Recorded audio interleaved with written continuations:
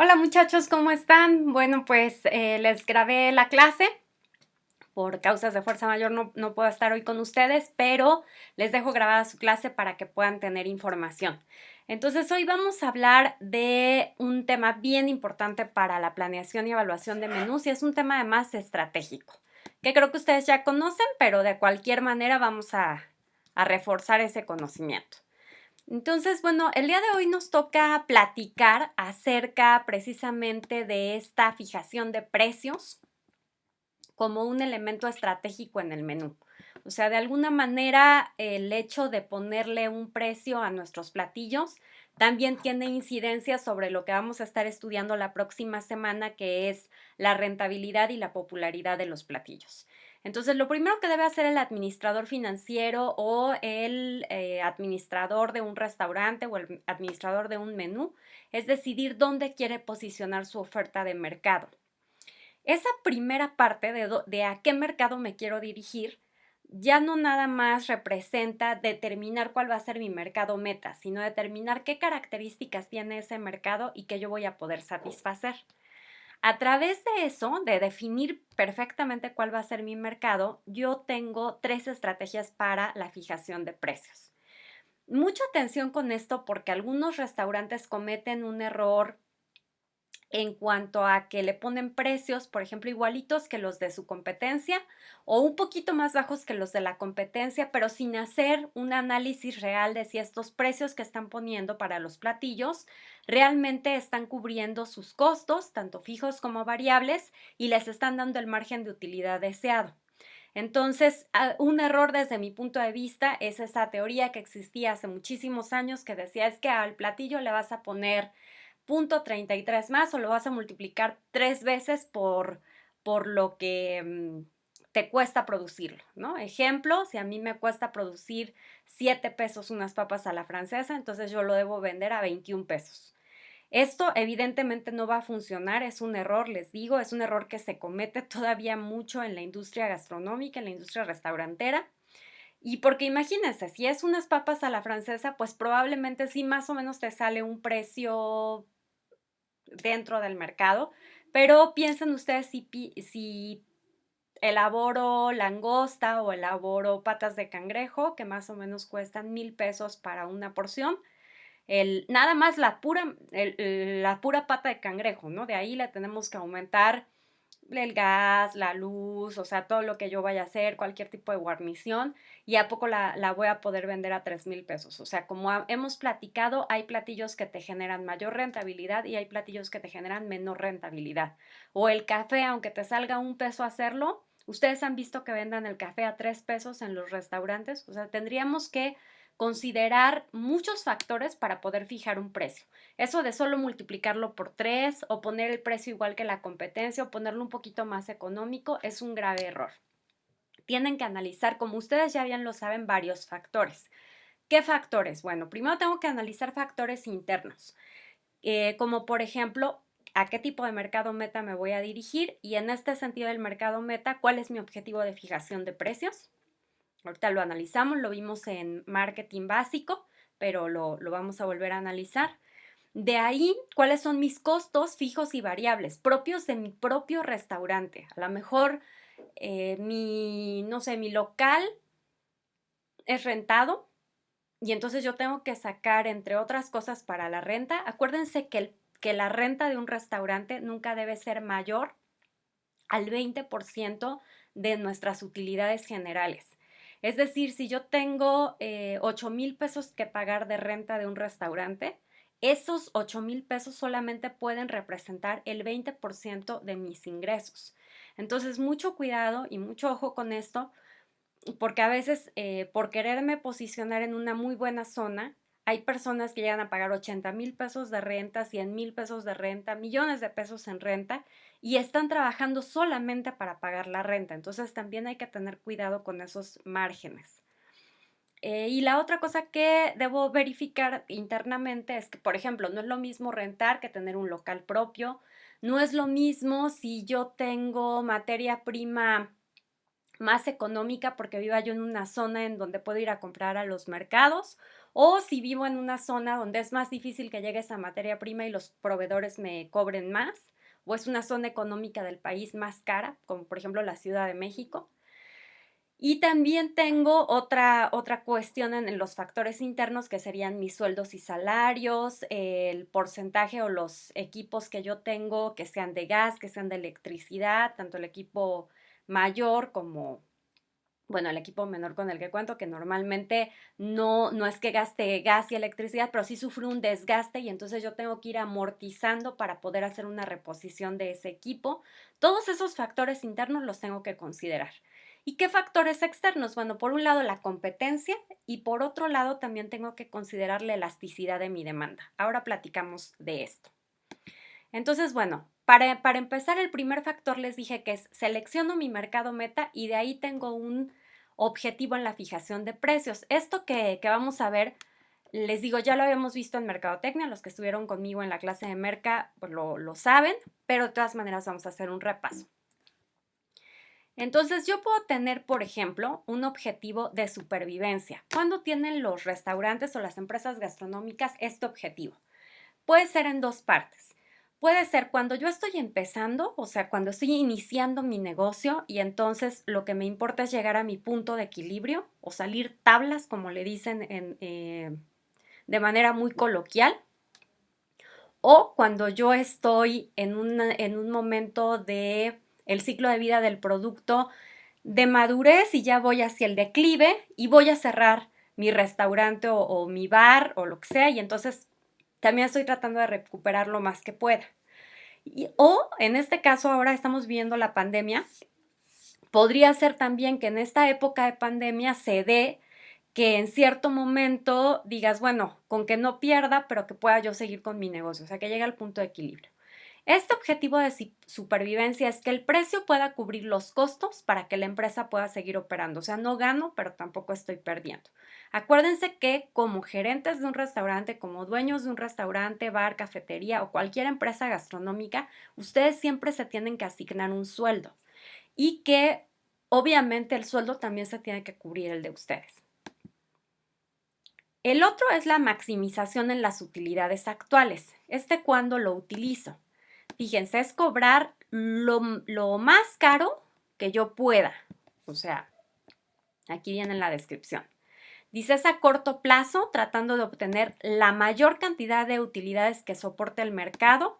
Es el precio tan alto como se pueda. Entonces, si yo vendo productos que son de moda, como por ejemplo los bares, los antros, en algunas ciudades de la República, como lo es el caso de Puebla, tenemos mucho esta costumbre de que hay un bar de moda, un antro de moda, y en ese momento, si tú eres el dueño del antro de moda, puedes utilizar esta maximización en las utilidades actuales, o sea, cobrar precios caros, porque sabes que es a corto plazo, que tu ciclo de vida no es muy largo, que normalmente vas a vivir el ciclo de declive y luego puedes volver a inaugurar tu bar, tu antro, pero con otro nombre y a lo mejor le haces algunos cambios. Esto también sirve cuando vendes productos como los productos milagro, cuando sabes que la gente no te va a volver a comprar. Entonces, bueno, trata de obtener la maximización en las utilidades actuales porque la gente no te compra. O cuando vendes productos que normalmente la gente no compra con cierta periodicidad, ¿no? Por ejemplo, un automóvil es caro, pero porque te va a durar muchos años. Después tenemos una que se llama descremado o desnatado. ¿Qué pasa cuando hervimos la leche? Queda una especie de nata, ¿no? Hasta arriba. Entonces, eso del descremado o desnatado, acuérdense de hervir la leche, es fijar precios altos para captar un nivel superior de mercado. Esto se puede hacer cuando el precio alto comunica la imagen de un producto superior. A ver, ojo aquí. No necesariamente es un producto superior, pero la imagen sí es de un producto superior. Entonces hay ciertas marcas, por ejemplo, de café, que no necesariamente son tan buenas o de tan buena calidad. A lo mejor tenemos productores en Veracruz, en Chiapas, en otras zonas del país que en mismo Puebla, en Cuetzalan, que tienen un producto muy bueno, de mucha calidad, pero la marca no les representa algo tan grande como una marca reconocida que digas, ah, esta sí la podemos cobrar más caro. Entonces, el descremado es fijar esos precios altos cuando yo estoy comunicando una imagen superior. No necesariamente porque mi producto sea bueno, sino soy el restaurante, otra vez volvemos a lo mismo, soy el restaurante de moda, ir a mi restaurante significa que tengo cierto éxito financiero, entonces el estar ahí, el producto no es malo, pero tampoco es tan bueno como lo caro que está haciendo. Más bien es la marca la posicionada. La maximización en la participación del mercado, muchas empresas gastronómicas tienen este tipo de objetivo de fijación de precios, que es captar a la mayor cantidad de clientes que yo pueda, pero porque me van a estar comprando constantemente. Es una estrategia que, por ejemplo, tienen las plumas Vic. Si yo les pregunto cuántas plumas Vic hemos comprado a lo largo de nuestra vida, pues bueno, todos hemos comprado muchísimas, ni siquiera llevamos la cuenta. Pero si les pregunto cuántas plumas Montblanc hemos comprado, pues a lo mejor algunos ninguna y otros en alguna ocasión lo habrán hecho, ¿no? Entonces es una estrategia en la cual la empresa trata de obtener muchas ventas a través de precios bajos de introducción. ¿Cuándo la utilizo? Cuando mi restaurante va en crecimiento y está llegando a una curva de madurez. En ese momento, cuando necesito que el restaurante crezca, que se dé a conocer y se posicione, entonces tengo precios bajos de introducción. Y la otra sería el liderazgo en la calidad de los productos. Ojo porque se puede confundir mucho con el de descremado, pero es diferente. Fíjense la definición, dice, es ofrecer artículos de primera, pero a precios de primera. Es decir, son notablemente más caros, pero se basan en una propuesta de valor para el cliente. Entonces, ¿cuál sería la principal diferencia? Que en el descremado, el precio alto es solamente porque comunica una imagen de producto superior, no necesariamente porque sea un producto superior. Y en el liderazgo en la calidad de los productos, ahí sí me baso en una propuesta de valor para el cliente, soy muy superior en cuanto al valor que les voy a ofrecer y por eso mi producto es más caro. Por ejemplo, hemos platicado, ¿no? El restaurante Puyol del chef Enrique Olvera, pues tiene un renombre, pero además los artículos que ofrece pues sí son de alta calidad, de alta gama y por eso son caros, ¿no? Los chocolates de José Ramón, ahorita se me fue el apellido, pero en Quebo, pues evidentemente también son de una alta gama y por eso son más costosos, más caros, pero porque tienen una excelente calidad en su materia prima. Bueno, otra de las condiciones para que nosotros podamos fijar los precios es nuestro mercado, les lo volvemos a decir, entonces dependiendo del tipo de mercado. ¿Cuándo es cuando tengo que fijar precios bajos? Cuando el precio bajo desalienta la competencia real y potencial. Por ejemplo, esto nos pasa mucho cuando hay mucha competencia. Todos los restaurantes que están en la zona de Ciudad Universitaria cercanos compiten por esto, un poco por precio, y si son de bajo precio, pues tienen mayores oportunidades porque hay muchas opciones. Cuando el mercado es muy sensible al precio y un precio bajo estimula su crecimiento, volvemos a lo mismo, cuando son mercados que no necesariamente representan personas con muy altos ingresos o es algo que van a consumir diariamente, muchas veces a la semana. Entonces el mercado se vuelve más sensible a este precio y un precio bajo estimula el crecimiento. O los costos de producción y distribución disminuyen al irse acumulando la experiencia. Todos tenemos en los restaurantes algo que se llama la curva de aprendizaje. Entonces, acuérdense la primera vez que elaboraron un pastel. La primera vez que elaboras un pastel, pues desperdicias porque a lo mejor no sabes partir bien los huevos y entonces se te va en cascarón, desperdicias mantequilla, se te olvidó poner el mise en place completo y entonces hiciste el pastel sin vainilla y ya no tiene, o sin azúcar y ya no tiene sabor, algo sucede. Conforme va pasando el tiempo, vamos aprendiendo a hacerlo mejor y entonces vamos disminuyendo nuestros costos o nuestras mermas por esa curva de aprendizaje. Y llega un momento en que ya somos súper expertos y entonces lo podemos hacer rápido y bien hecho.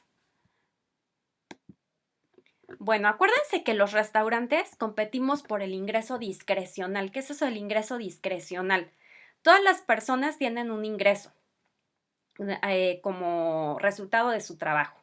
Entonces, de ese ingreso hay cosas que se van hacia la canasta básica, hacia la alimentación, hay otros que se van hacia la educación de los hijos o de la propia educación, hay otro que se va hacia pago de servicios, luz, internet, gas, y hay otro que nos sobra, que sería como para la diversión. Ese es el ingreso discrecional.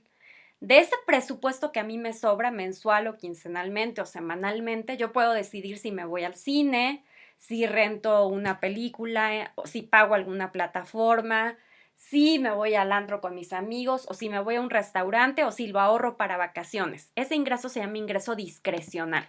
Ese ingreso es lo que sobra a las personas cuando ya lograron satisfacer sus necesidades primarias. Los restaurantes, los bares, las cafeterías, normalmente competimos por ese ingreso discrecional porque nuestro producto no es de primera necesidad. O sea, no es como una guardería que a lo mejor eso es de primera necesidad porque si yo no lo pago no puedo ir a trabajar y no tengo quien cuide al bebé.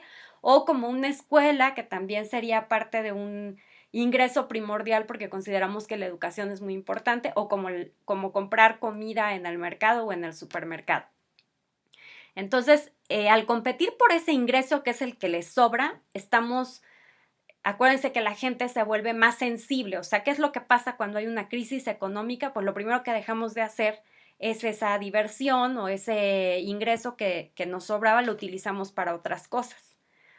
Entonces, hay dos tipos de demanda. Está la demanda elástica y la demanda inelástica. La demanda elástica se da que cuando a mayor precio disminuye la demanda. O sea, yo subo el precio, la demanda disminuye o al contrario, ¿no? El precio baja y entonces la demanda aumenta. Esa es una curva elástica. Una curva inelástica es cuando a mayor precio la demanda permanece casi igual. Pocos productos tienen demandas inelásticas. Ejemplo de productos que tienen demandas inelásticas. El gas, por más que suba, pues yo lo voy a tener que seguir utilizando y lo voy a comprar. En este momento, el Internet, bueno, tenemos muchas opciones gracias a que hay competencia libre, pero aún así, si me subían el Internet, o sea, en este momento es muy útil para nosotros porque lo utilizamos para trabajo, para estudio, para muchas cosas. Nos acaba de pasar, ¿no? Productos como los cubrebocas o el desinfectante, nos volvimos dispuestos a pagar muy caro porque la demanda era muy grande y no teníamos suficiente oferta. Es algo que casi nunca sucede, pero sí llega a suceder. Pasa esto en las industrias gastronómicas muy pocas veces. Normalmente nuestra demanda es elástica. Si yo subo el precio, la demanda baja, o si yo bajo el precio, la demanda aumenta. Eso es lo que normalmente sucede. Tomando en cuenta estos factores, acuérdense que tenemos que analizar a nuestro mercado meta y satisfacerlo lo más que puede. Entonces, cada vez que el precio genera un nivel de demanda distinto y por lo tanto tiene un impacto diferente sobre los objetivos de mercadotecnia del negocio gastronómico. Yo me tengo que ir dando cuenta que la mercadotecnia dentro de las industrias gastronómicas establece esta relación de las diferentes alternativas de precio y la demanda resultante se captura en una curva de demanda. Yo les había platicado que normalmente lo que ocurre es que cuando estamos en crisis las personas van menos a restaurantes, menos a cafeterías, menos a bares, pero además de eso, a veces sí van, pero piden menos cosas. O sea, si pedían ensalada, plato fuerte, postre, lo que ya hacen solamente es el plato fuerte. Esto es lo que ha resultado de investigaciones y es bastante interesante porque la gente gusta de salir, le gusta divertirse, toma los restaurantes como una buena opción. Sin embargo, pues a falta de dinero lo que hacen es reducir su consumo. En casos comunes, la demanda y el precio tienen una relación inversa porque es una demanda elástica. Eso es la mayoría de los productos lo que nos vamos a encontrar. Les digo, solamente cuestiones así muy específicas como la gasolina, el gas y en tiempos de pandemia, estas cosas que tienen que ver con la limpieza, pues es diferente. ¿Qué excepciones hay? Bueno, si yo tengo un restaurante, bar, cafetería que tiene prestigio o es de moda, puedo cobrar más caro, como lo decíamos en el objetivo de maximización de las utilidades actuales. O cuando algunos comensales ven el precio alto como señal de mejor calidad. O sea, cuando estoy muy bien posicionado, ya soy un restaurante, compro una franquicia de restaurantes muy bien establecidos y la gente no se pregunta si es caro o barato comprar una hamburguesa por 80 pesos, 85 pesos, porque soy McDonald's. Entonces estoy muy posicionado en la mente del consumidor. Ahí sí puedo cobrar más caro. Claro, la franquicia tiene muchas implicaciones también, pues en cuanto a la administración.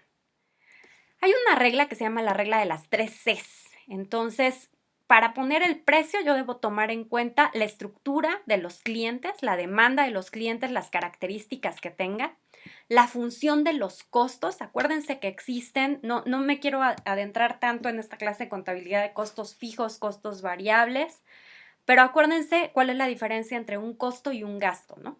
Un costo normalmente es algo que yo invierto para sacar mi producción.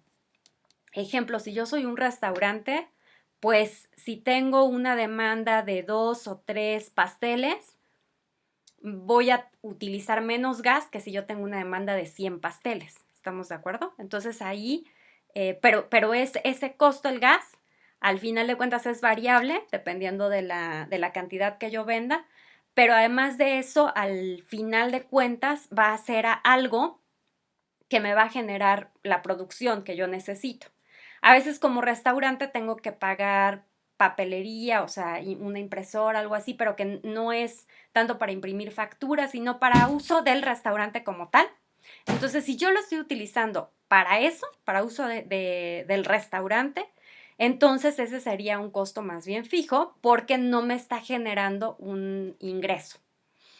Entonces, cuidado con la diferencia entre costos y gastos, y tengo que tener muy claro que un platillo no nada más debo sacar los costos de la materia prima, debo también sacar los costos que me toma gas, luz, salarios, mermas y todo lo que implique lo mismo.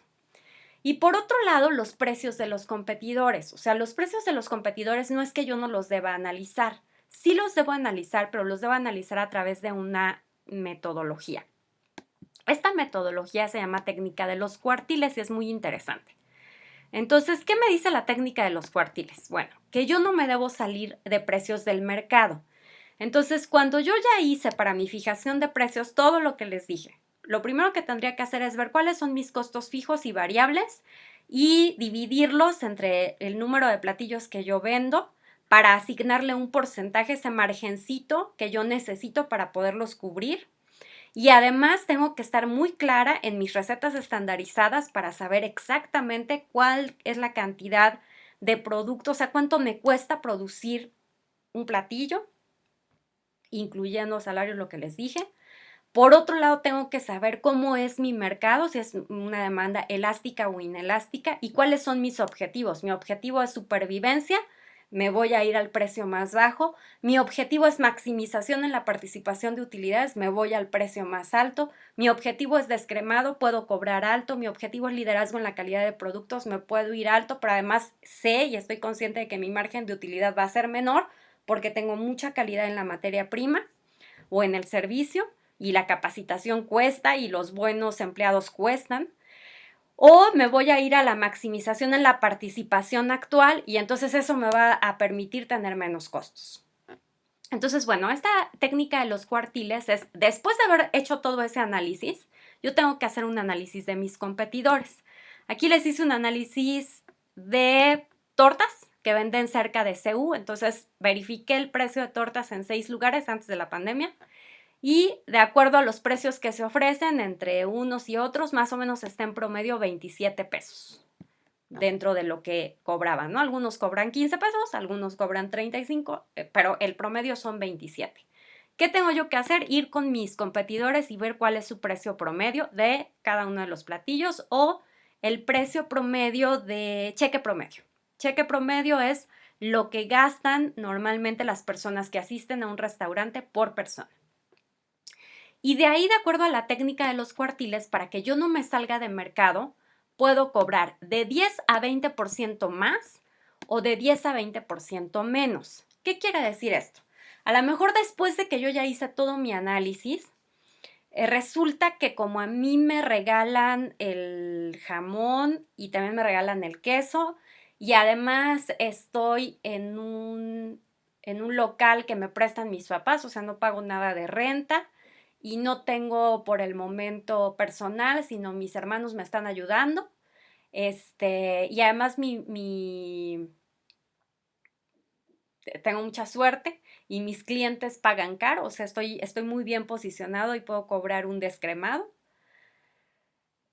Yo puedo cobrar la torta a 8 pesos. ¿Qué pensarían ustedes si la media del mercado es 27 y de repente yo ofrezco tortas a 8 pesos? Normalmente pensamos la calidad de los ingredientes no es buena, ha de ser trampa, la torta debe ser mini, hay algo raro, ¿no? Se nos hace raro.